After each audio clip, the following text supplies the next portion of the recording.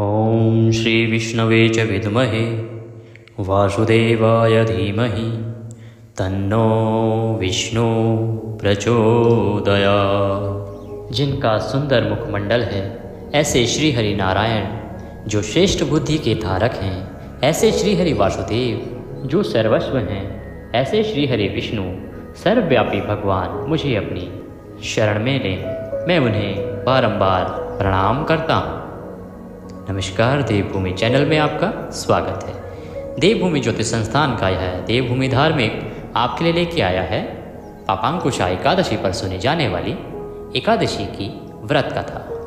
पापांकुशा एकादशी का व्रत आप सभी कर रहे हैं 14 अक्टूबर को, जो कि द्वादशी युक्ता उत्तम व्रत है, और इसका पारण आप करेंगे 15 अक्टूबर को। पारण किस प्रकार से करना चाहिए, समय क्या रहेगा, शुभ मुहूर्त क्या रहेगा, विधि क्या होगी, क्या खाना चाहिए, क्या भोग लगाना चाहिए, और भगवान को मंत्र क्या बोलना चाहिए भगवान के निमित्त, ये सभी आपको कथा के अंत में बताया जाएगा। अभी हम पहले पापांकुशा एकादशी की पवित्र पुण्यदायी कथा सुनेंगे। यह कथा वृतांत बताता है कि इस कथा के श्रवण मात्र से ही मनुष्य के जीवन के सभी पाप नष्ट हो जाते हैं। एकादशी का जो महात्म्य, जो व्रत कथा होती है, वो अधिक पुण्यदायी होती है। इसके श्रवण मात्र से मनुष्य का जीवन बदल जाता है। भगवान श्री कृष्ण स्वयं कहते हैं कि जब भी कोई मनुष्य एकादशी का महात्म्य, एकादशी की व्रत कथा सुनता है तो भगवान श्रीहरि का सानिध्य उसे प्राप्त होता है, और भगवान के आशीर्वाद से उसके जीवन में आने वाली सभी बाधाएं दूर होने लगती हैं। तो आइए आरंभ करते हैं पापांकुशा एकादशी व्रत कथा। आपसे एक निवेदन है कि कृपया कमेंट बॉक्स में भगवान श्री हरि के निमित्त एक नाम अवश्य लिखें। आप लिखें जय श्री हरि, आप चाहें तो लिख सकते हैं जय श्री हरि विष्णु, आप चाहें तो लिख सकते हैं ओम नमः भगवते वासुदेवाय। आप कुछ भी लिखना चाहें लिखिए, पर अवश्य लिखिए, क्योंकि भगवान का नाम जितनी बार आपके हाथों से लिखा जाएगा उतना अधिक पुण्य आपको प्राप्त होता है। आपने देखा है कि हमारे बुजुर्ग माताएं बहनें एक किताब बनाती हैं, कॉपी बनाती हैं, उसमें भगवान का नाम लिखती रहती हैं। उसका कारण सिर्फ इतना है कि उससे एक एनर्जी, एक ऊर्जा उत्पन्न होती है, और वो ऊर्जा आपके जीवन में परिवर्तन लेके आती है। अगर आप ऊर्जा में विश्वास करते हैं तो ऊर्जा के लिए लिखिए। अगर आप धार्मिक मान्यताओं में विश्वास रखते हैं तो मान्यता है कि भगवान का नाम जब भी आप सुमरते हैं, जब भी आप लिखते हैं, उनका आशीर्वाद आपको अवश्य मिलता है। तो अवश्य लिखें जय श्री हरि। वीडियो को लाइक अवश्य करें। आइए कथा आरंभ करते हैं। एकादशी का जो महात्म्य है, ये महाराज युधिष्ठिर और भगवान श्री कृष्ण के बीच का एक वार्तालाप है, जिसमें प्रत्येक एकादशी के महात्म्य को बताते हुए भगवान श्री कृष्ण युधिष्ठिर को समझाते हैं कि किस एकादशी का क्या महत्व है, क्यों एकादशी का व्रत करना चाहिए, उसकी कथा कितनी अधिक फलदायी है, कितनी पुण्यदायी है। इसीलिए इस महात्म्य को सुना जाता है, क्योंकि स्वयं भगवान श्री कृष्ण के द्वारा ही इसे युधिष्ठिर को सुनाया गया है। कथा सुनने के लिए एकाग्रचित होकर बैठ जाएं। संभव हो तो भगवान के चरणों में मन को लगाते हुए कथा सुने, संभव हो तो हाथ में पुष्प और दक्षिणा लेके कथा सुने। युधिष्ठिर कहने लगे, हे भगवान, आश्विन शुक्ला एकादशी का क्या नाम है? अब आप कृपा करके इस व्रत की विधि और उसका फल कहिए। क्या फल है पापांकुशा एकादशी का, और किस विधि से करना चाहिए ये व्रत, इसकी क्या विधि है जो पुराणों में वर्णित है? भगवान कृष्ण कहने लगे कि हे युधिष्ठिर, पापों का नाश करने वाली इस एकादशी का नाम पापांकुशा एकादशी है। ये एकादशी आश्विन मास के शुक्ल पक्ष की एकादशी कही गई है। इस दिन मनुष्य को विधि पूर्वक भगवान पद्मनाभ, भगवान वासुदेव की पूजा करनी चाहिए। यह एकादशी मनुष्य को मनवांछित फल देकर स्वर्ग को प्राप्त कराने वाली है। मनुष्य को बहुत दिनों तक कठोर तपस्या करने से जो फल मिलता है, वह फल भगवान गरुड़ ध्वज को नमस्कार करने से ही प्राप्त हो जाता है। जो मनुष्य अज्ञानवश अनेक पाप करते हैं, परंतु हरि को नमस्कार करते हैं, प्रभु को स्मरण करते हैं, उनका नाम रटते हैं, उनका नाम लिखते हैं, वे नरक में कभी नहीं जाते हैं। विष्णु के नाम के कीर्तन मात्र से संसार के सब तीर्थों के पुण्य का फल प्राप्त हो जाता है। जो मनुष्य श्रांग धनुषधारी भगवान विष्णु की शरण में जाते हैं उनको कभी भी यम यातना नहीं भोगनी पड़ती है। जो मनुष्य वैष्णव होकर शिव की और शैव होकर विष्णु की निंदा करते हैं वे अवश्य ही नरकवासी होते हैं। भगवान श्री कृष्ण कहते हैं कि हे युधिष्ठिर, कभी भी अगर आप भगवान शिव के भक्त हैं तो विष्णु की निंदा ना करें, और अगर आप भगवान विष्णु के भक्त हैं तो शिव की निंदा ना करें। यदि आप ऐसा करते हैं तो आपको अवश्य ही नरक भोगना पड़ता है। सहस्त्रों वाजपेयी अश्वमेघ यज्ञों से जो फल प्राप्त होता है वह एकादशी के व्रत के 16वें भाग के बराबर भी नहीं होता। संसार में एकादशी के बराबर कोई पुण्य नहीं है। इसके समान पवित्र तीनों लोकों में कुछ भी नहीं है। इस एकादशी जैसा पुण्यदायी कोई व्रत नहीं है। जब तक मनुष्य पद्मनाभ की एकादशी का व्रत नहीं करते हैं तब तक ही उनकी देह में पापवास कर सकता है। एक बार यदि आपने एकादशी का व्रत कर लिया तो आपकी देह में कभी पापवास नहीं कर सकता। यह एकादशी स्वर्ग, मोक्ष, आरोग्यता, सुंदर स्त्री तथा अन्न और धन की देने वाली है। इस एकादशी व्रत के बराबर गंगा, गया, काशी, कुरुक्षेत्र और पुष्कर भी पुण्यवान नहीं है। यदि आप गया जाते हैं, गंगा जाते हैं, काशी स्नान करते हैं तो भी आपको इतना पुण्य प्राप्त नहीं होता है जितना इस एकादशी का व्रत व कथा श्रवण मात्र से प्राप्त हो जाता है। हरिवासर तथा एकादशी का व्रत करने और जागरण करने से मनुष्य विष्णु पद को प्राप्त होता है। हे राजेंद्र, इस व्रत के करने वाले 10 पीढ़ी मातृपक्ष तथा 10 पीढ़ी पितृपक्ष की, 10 पीढ़ी स्त्री पक्ष की तथा 10 पीढ़ी मित्र पक्ष का उद्धार कर देते हैं।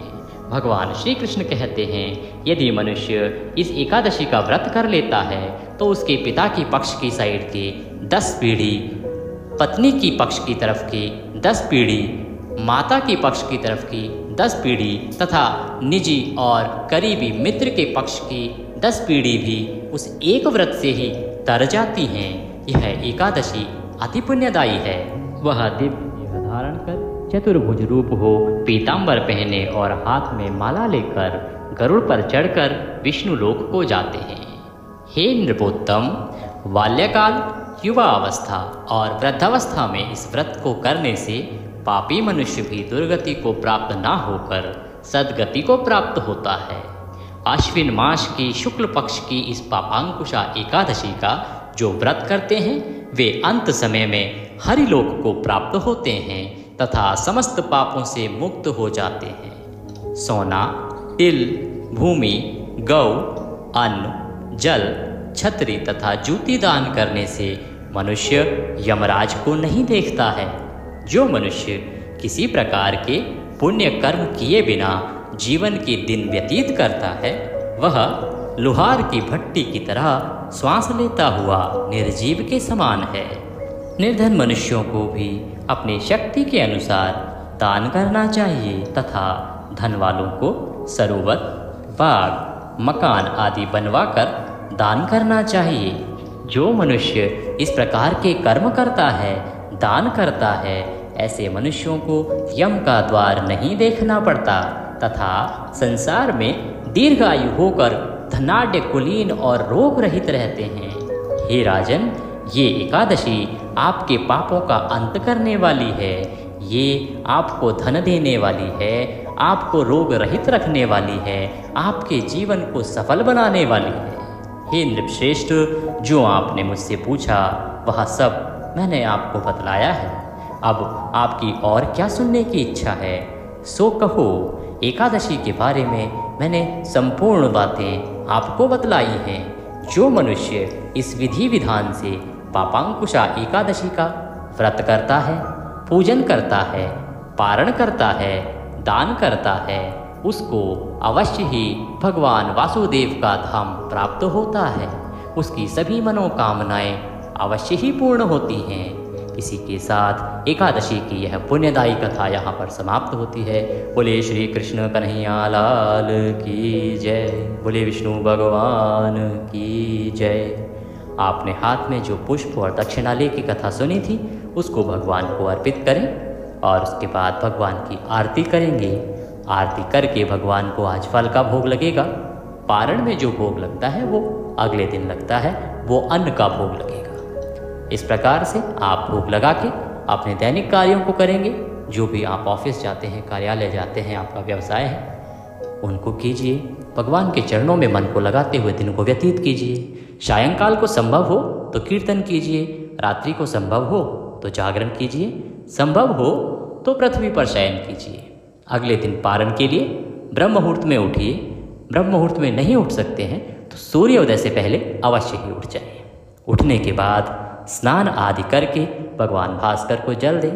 भगवान भास्कर को जल देने के बाद आपका जो पूजा स्थल है, जहाँ पे आपने एकादशी की पूजा की है, अर्चना की है, वहाँ पर आके बैठें। भगवान श्री हरि को स्नान कराएं, तिलक लगाएं, फूलों की माला पहनाएं, घी का दिया जलाएं, धूप दिखाएं, वस्त्र के रूप में कलावा धागा अर्थात मौली अर्पित करें। उसके बाद हम भगवान को भोग लगाएंगे।